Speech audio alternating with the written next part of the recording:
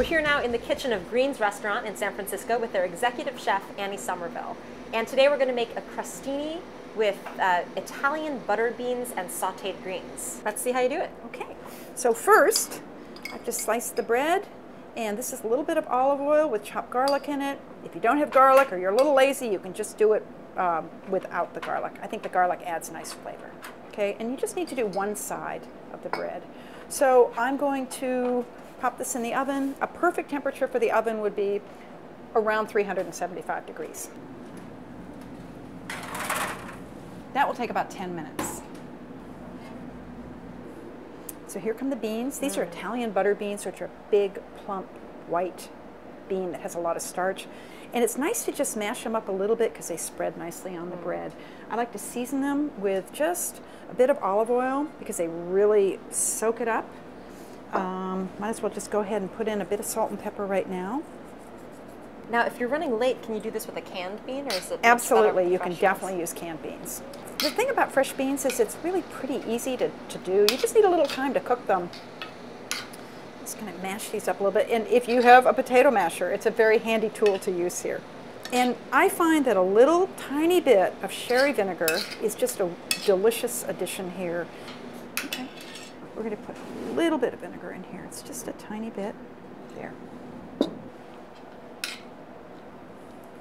Can you smell it? It smells divine. Yeah. And then the next thing will be to saute up these beautiful greens. And you can use really any greens here. This is a braising mix, which has different chards, dinosaur kale, and also collard greens. And I like to use a deep-sided pan like this. This is a wok, basically, which is just a really, really great tool. It's just a good pan for cooking greens. So I'm going to do these over kind of a medium-high heat. The oil, nice and hot. So you're not even going to chop them? I'm not chopping these. We're going just like this. So you can hear it. Little pepper. And with greens, it's surprising how little salt they need. You can always add more.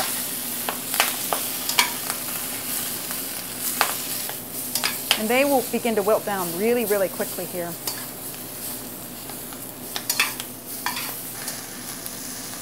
Okay, I'm going to check the bread, see how it's doing. Ah, perfect. Nice and golden. Now, all the juices from the beans, from the greens will be really nice on here.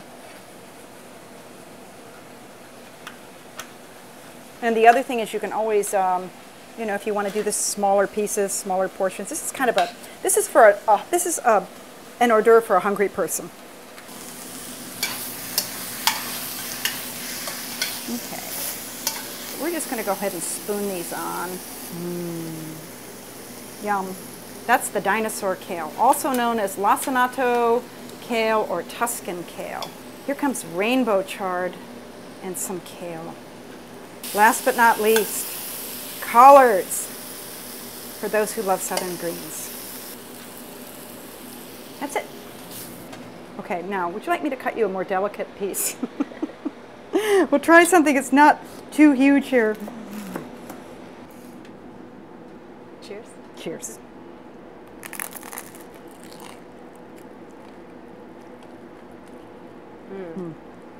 It's really good. What I love about this is it tastes great, but it looks really elegant too. I mean, I could see myself serving this at a nice event. Yum.